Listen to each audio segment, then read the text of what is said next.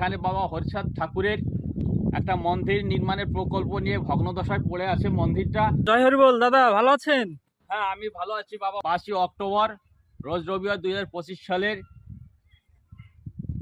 1:15 নাগাদ আমি এসছি বাংলাদেশের মাদারীপুর জেলার রাজৈর থানার কদমবাড়ি গণেশ পাগলের সেবাশ্রম, এবং সেখানে নির্মিত বিগত 4 বছর পূর্বে সম্ভবত 2020 সালে এখানে বাবা হরিচাঁদ ঠাকুরের একটা মন্দির নির্মাণের প্রকল্প নিয়ে ভগ্নদশায় পড়ে আছে মন্দিরটা। আর ওই জ্যৈষ্ঠ যে গণেশ পাগলের উৎসব, এই সময় আমরা ভিডিওতে দেখেছি বাবা হরিচাঁদ ঠাকুরের মূর্তি এখানে বসানো অবস্থায় ছিল, এবং উপরে তার কোনো রকমের পাতলা কাপড় দিয়ে ছাউনি, এবং বাবা হরিচাঁদ ঠাকুর সেই বৃষ্টি বর্ষার মধ্যে দিয়ে ওখানে ছিল বা ভিজে গেছিলো, এবং চতুর্পাশে জলও দেখা যাচ্ছিল।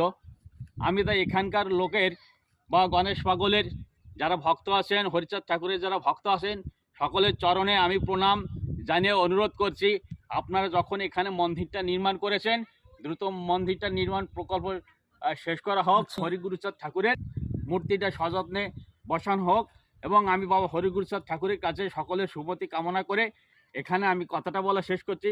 জয় বাবা হরিগুরুচাঁদ, জয় হরিবল।